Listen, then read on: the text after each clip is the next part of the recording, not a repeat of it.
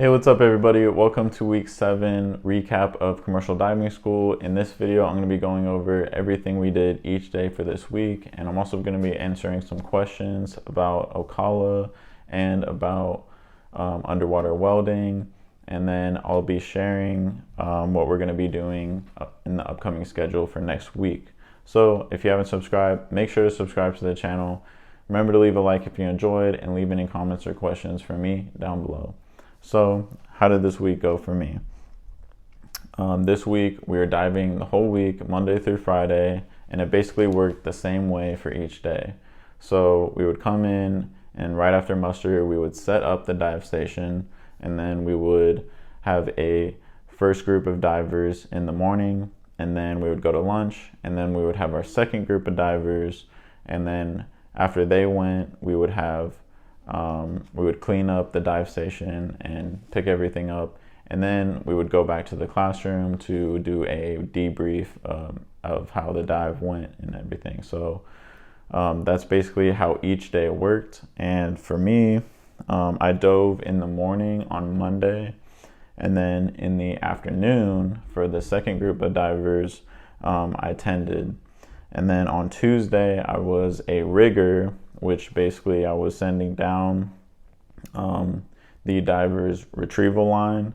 So I would stand next to the diver's tender on the top side, and then I was basically feeding down the retrieval line on the down line. So the down line is basically a diagonal rope, like going down to the bottom of the river, and there's a shackle on it, and the shackle is hooked to a rope that I can let down the shackle.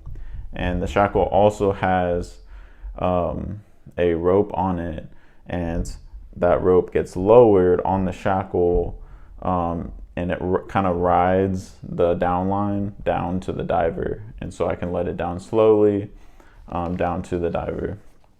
So I did that, like I said, first thing in the morning on Tuesday, and then for the second group of divers on Tuesday, I attended again, and then on Wednesday, I got to be on comms. So basically, in my previous videos, I mentioned that comms is talking to the diver and on the radio, but for the state dive station we were at on Wednesday, or this week, our comms boxes could have 2 channels on it, so we could have 2 divers. So basically on Wednesday morning I was comms, and I was talking to 2 divers at a time. And then in the afternoon on Wednesday I did my second dive for the week. And then on Thursday I got to be the standby diver. So basically up topside, kind of just fully dressed out, waiting up on topside.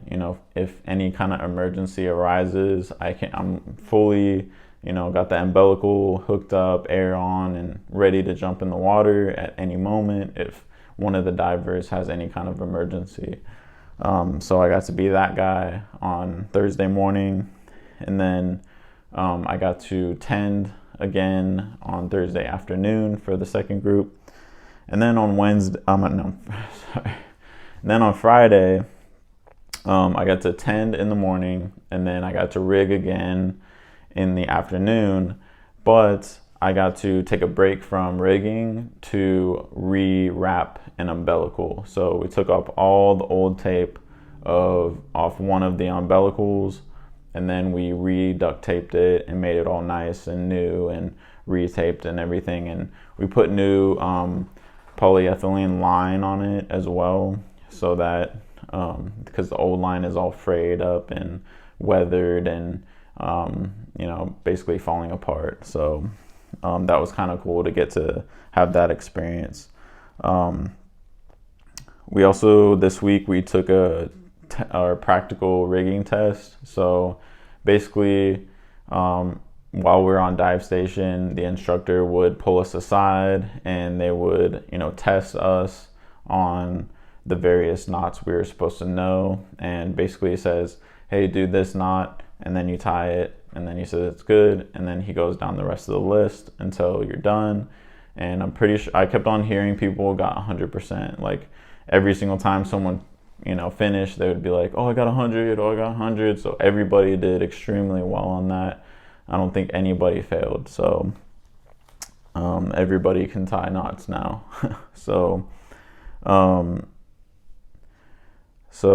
And then we also did take the written rigging test in the classroom one of the days.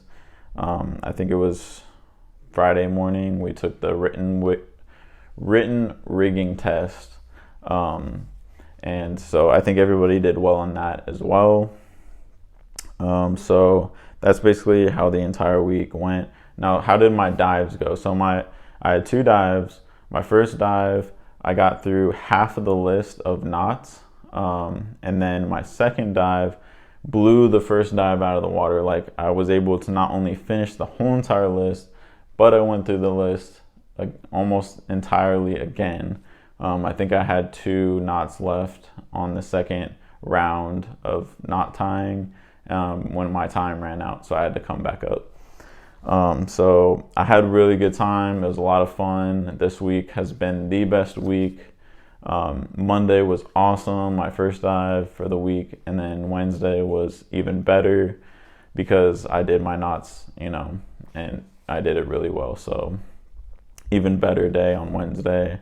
So I'm super happy about this week, super stoked, and can't wait to continue on with commercial diving school. So this brings us to the question portion of this video. My first question from one of my subscribers. By the way, thank you for leaving any questions in the comment section. It helps me address, what kind of things you guys are thinking of. So I like to respond back to your questions in the comment section, but I also like to bring it up in videos just to kind of explain a little more in detail about, what information I have. So one of the questions is, do you go to school with underwater welders?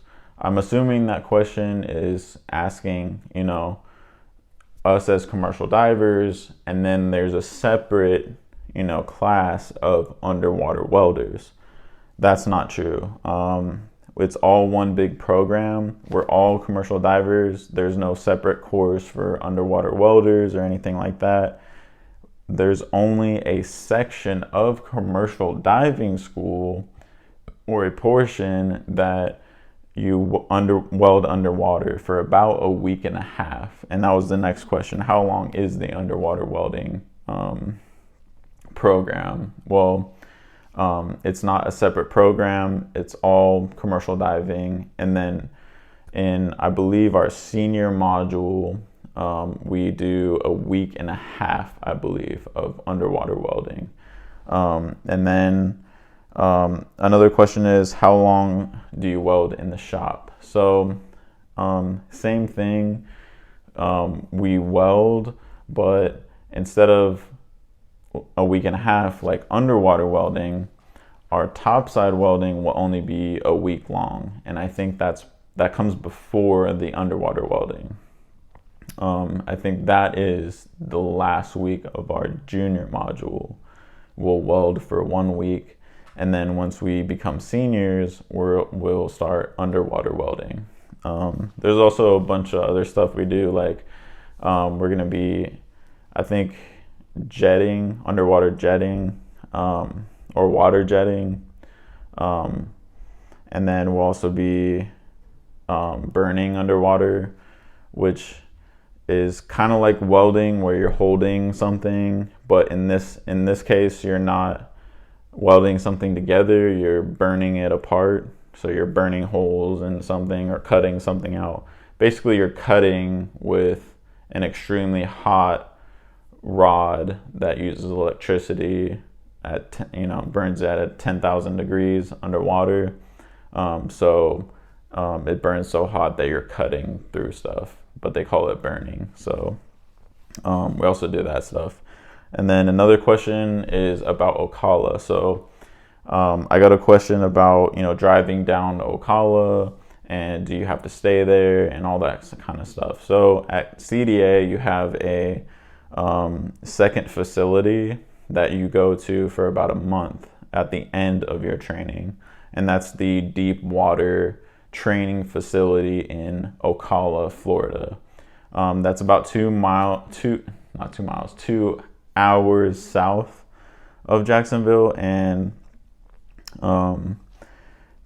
what I would want to say about that question is that I'm not sure if you can park down there, or if you can leave your vehicle at the main campus parking lot, because we do pay for parking. So it's $200 for the entire time of commercial diving school, that you can pay for $200 for the parking pass and park at the parking lot at the main campus. I'm not sure what they do for, vehicles and everything. All I know is that I'm gonna get dropped off. So I believe as long as you can find a ride down there, you're gonna be fine. Other than that, if you take your own vehicle and want to park there, I would find out more information from the school. You can actually call the school, I think, anytime, and they can probably answer that question for you, like, can you park down in Ocala? I just know that I'm gonna get a ride down there, so I don't have to worry about parking my vehicle down there. If another option would be, you can get a ride from a fellow student that's driving down there, or getting a ride down there. I thought I heard someone say the school might give us rides down there, or a ride down there, but our time in Ocala is going to be a little bit different from other classes, because we're going down there during Thanksgiving break is 1 week long, and we get the whole entire week off the week of Thanksgiving. So we're going to be down. Normally in Ocala, you're not allowed to leave, and that's for medical reasons. We're going to be diving extra deep, up to 165 feet. So you're going to have residual nitrogen in your system, stuff like that they want to make sure that you're not going to get on a plane on the weekend and get the bends from a difference in altitude, or any other kind of decompression sickness after diving your deep dives in Ocala. So, but because we have the week of Thanksgiving, they want everybody to leave Ocala. Everybody, like, they don't care where you go. Like, we don't care where you go. You just can't stay here, kind of thing. So I know for me, I'm staying off campus. So, for the week before Thanksgiving, I'll be down there the whole entire week, and then I'll be coming back to my off-campus place and staying off campus, for my week, and then at the end of that week, I'll be going back to Ocala, and that will be for another 3 weeks. Now, for those 3 weeks, I can't go home. I can't even go home on the weekend. I'm basically going to be down there, sleeping there, and diving a lot and finishing up the school. So that's about as much information I can answer about Ocala and going down there, and do you have to stay there and stuff like that. So I hope that really helped answer some questions. If you have any more, please ask in the comments. Like I said, I'll reply back, or I'll address it in a video. So thank you guys so much for watching. That's all I got for this video. Stay tuned for next week. I think we're going to be diving twice and maybe doing some scuba stuff, classroom stuff. You don't want to miss anything upcoming. So yeah, thank you guys for watching again, and subscribe if you haven't already. Leave a like if you enjoyed. Comment or questions down below, and hope you guys have a great one. Peace.